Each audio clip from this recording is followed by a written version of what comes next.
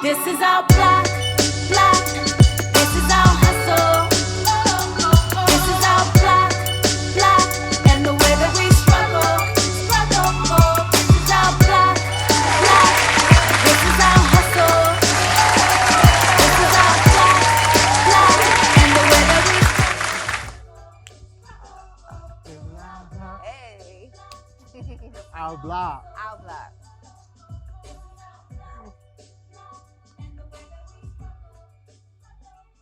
Welcome to Our Block. I'm your host, Ron. I'm your host, Raven Paris. And I was about to say, Happy Black History Month. It's not even Happy Black History Month. How about Happy Black History period?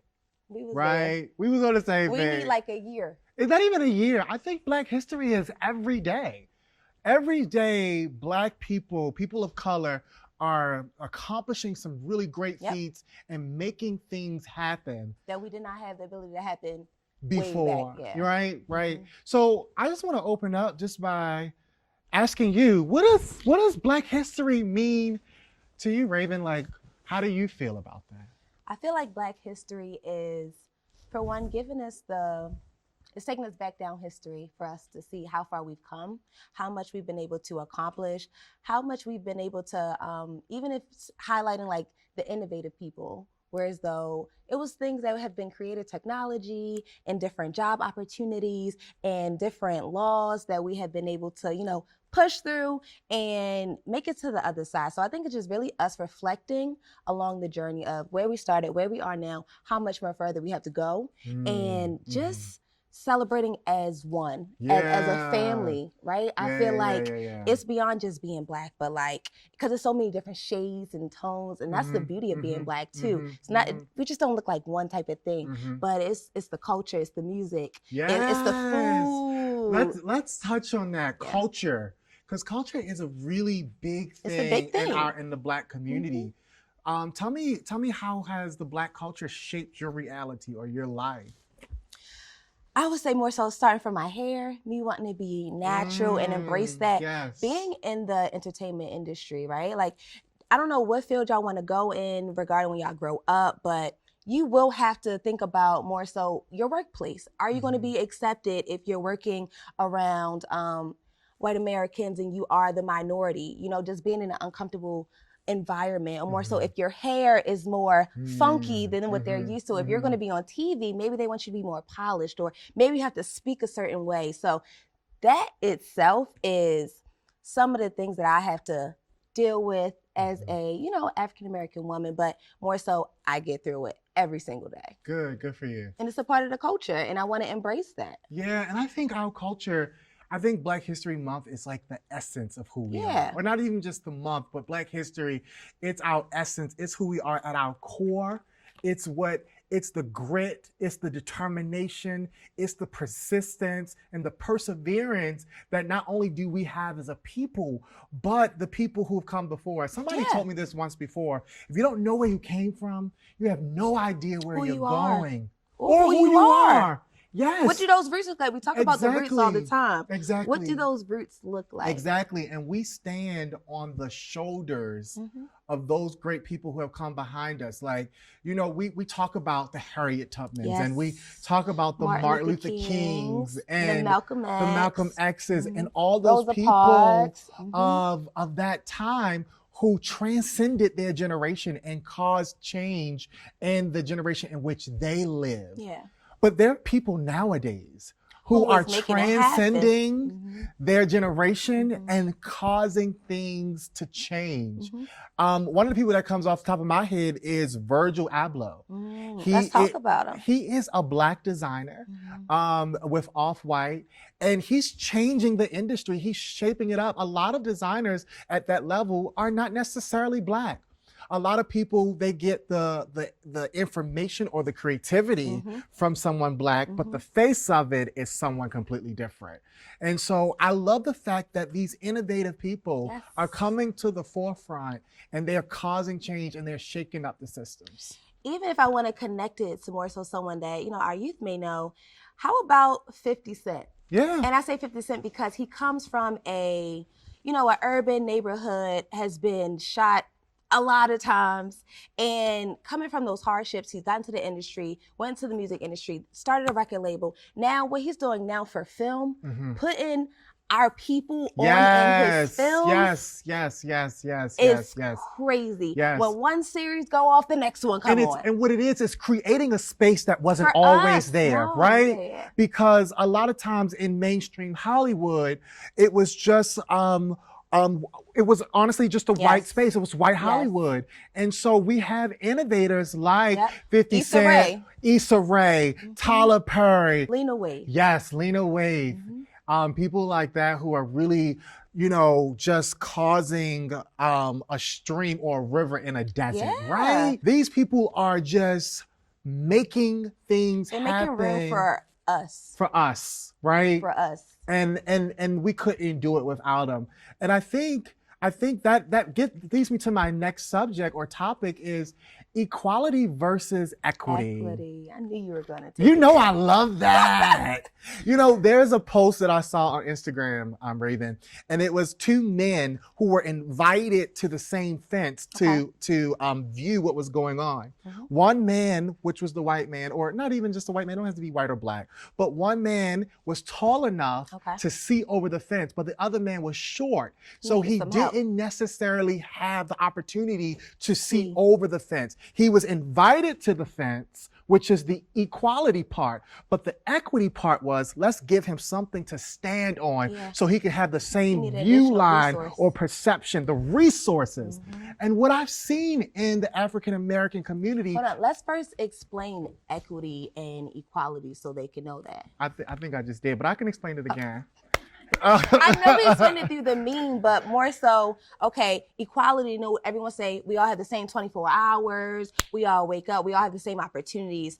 Okay, so we all have opportunities to equality, but the equity part is more so, like you said, we all don't have the same view or access to the same resources. And that's the part where it's a versus. Equity versus equality. And I think the thing is we're invited to the same tables. Yeah. We're invited to the table. They say. No. But this is why this is the difference between equity and equality. Yeah. Because equality says you're invited to the table, but equity says you don't have a voice. Come on, at the table, right? And so that's the thing. They'll say, oh, no. We have presence. Yeah. We have Black presence, diversity and inclusion. They're here. It's here. But do we give them an equal voice? Do they have the voice or the resources to perform or to cause impact like everyone else? And I think there's people like Stacey Abrams who's working to make that happen. Especially with the youth, to make all those people she got to vote in Atlanta. Yes. That younger generation. Yes. Power. Yes. Speaking of, and she's also a Black woman, okay? Yes. Power. Yes. And you know, Black history is a dynamic fold. You know, you started talking about a little bit earlier about music and culture, but even a lot of times people will shun our music and it'll shun how it sounds or the wording, but it's our voice, it's our expression. And they try to recreate it. And they try to recreate it, right? Oh my God. And they'll say, oh yeah, this is hot. Well, let's do it like this, or try to contain it, right? But it is our voice and our expression, because for so long, Black people have been voiceless. Yes, we didn't have one. We didn't have a voice. So we have to express it through our music. Even do it back to the slave days. It was through the music. It was through music. It was through the hymns and through the music. And that is a part of who we are. Hip hop, rap, R&B, all of that, it's a part of who we are as an African American community. And some of these hip hop artists out here, they are like you said, 50 Cent, but even the ones today, they're expressing themselves. I don't know if I can really name them, but you don't think you can name it? You don't think you got not one? Maybe we have cause it's like Lil Durks, and then it's the Baby, then it's Lil Baby, and then it's a lot. It's a lot of artists. And people like Muriel Bowser, the mayor of Washington, D.C. You remember what she did? Yes. What did she do? She turned the street Black Lives Matter into Black Lives Matter Plaza. Yes. And that was a monumental moment for us, for the DMVs. We got to go, and there were so many people that was going to taking pictures, putting it on Instagram. They even have a street in Baltimore as well where they put it on the street. So it's becoming a big thing. And that was going to lead to my next question. Do you feel like Black history should even be a month? Or should it be just because, like, why do we need a month? Shouldn't it be something that's celebrated all the time? Well, as I said at the top of the show, I think Black history is every day. Because every day we're accomplishing new things. We're doing new things, whether it's documented or undocumented. We're pushing the envelope. We're coming into spaces that we weren't afforded. You know, we're doing monumental things and moving past objectives and surpassing obstacles every single day. And That single mother who is raising her children is Black history. And is to be celebrated. That father who's working 2 jobs to support his kids is Black history. That person, that grandmother who's out there, you know, hustling or working hard so that her family can have a legacy is Black history. We see it on a grandiose scale. Yeah. But every moment that somebody is surviving and causing and affecting change, even in their community, is Black history. And I ask that because I feel like in the school systems, it's only taught during Black History Month.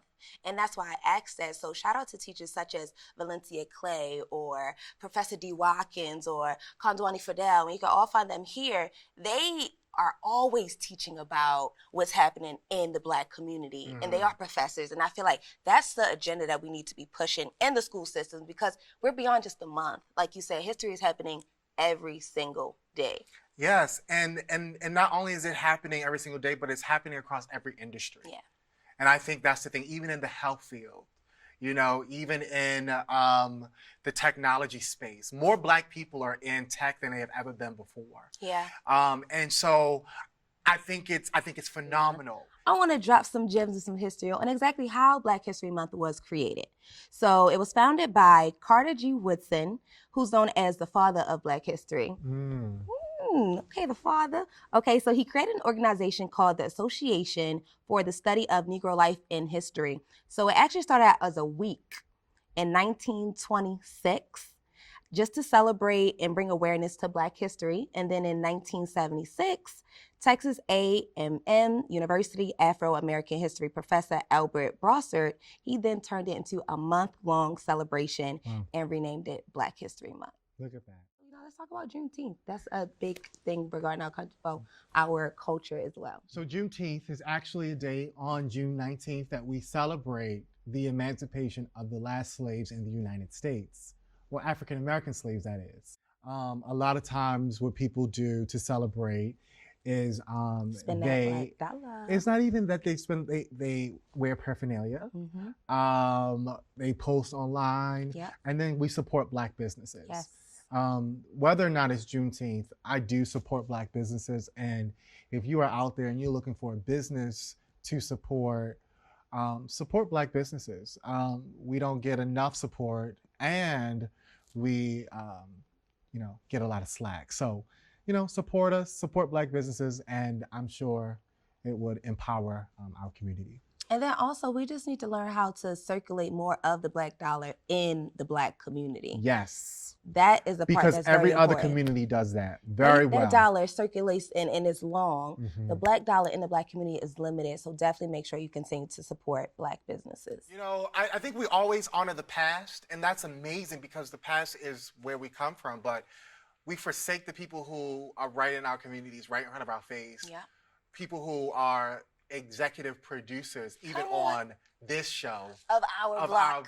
Shout Black out to- Girls Rock. Hello. Shout out to the boss ladies. Shout out to the boss ladies who are rocking out every day. I mean, everything that they did was in the spirit of excellence. Yes. And when you say Black people can't do it or Black people don't belong in this space, they are living proof that not only do we belong here, not only do we deserve to be here, but we thrive here too. And also, I'm not going to wait for you to open the door for me. I'm going to open the door for myself. I'm going to build my own table, and I'm going to bring my people over to the table so they can eat. Yes. And that is what bosses do. Yes, And yes. that's what Black excellence represents. And what that means to me is that our future just looks bright. Yeah. Where we're going. Raven, you're a part of Black history. I'm a part of Black Come history. on. We making history We're together. making history today. Yeah. And so, and everybody who's in our audience, you are a part of history, whether you're Black or white or Caucasian or Puerto Rican or Spanish, whatever you identify as, you know, you can also partake and celebrate Black history. Because it takes a culture, it takes a melting pot of all of us culturally to make our world a better place. And I think that is the overarching thing. Yeah. We want to live in a world that's inclusive for everyone. For everybody. For everybody. And even Rihanna said when she had, I'm not sure which award it was, but when we were just speaking of regarding like Black Lives Matters, and it's just like, you know, if you aren't African American, right?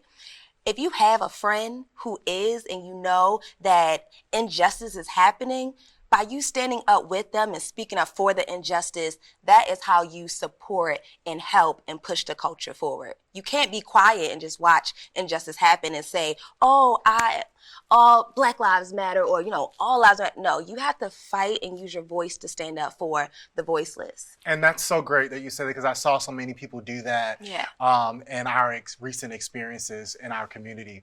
We would like to thank you all for coming out with us today and being a part of our studio audience. Yes. Let's give you guys a hand. And for all the viewers, for all the viewers who are watching us today, whether you are at home, at work, wherever you are, you know, be in touch with us. Stay connected. Follow us on Instagram. Our Instagram is Our Block TV show. Yeah. Follow us, and you know, I am your host, Raven Paris. And I'm your host, Ron. And we got the baddest, the youngest DJ in the land. The flyest, DJ Knowledge. Give it up. DJ Knowledge, let's give it up for him. Over there on the ones and twos. Well, this week we were on Our Block, but next week we may be on Your Block. We'll see you then. This is our block.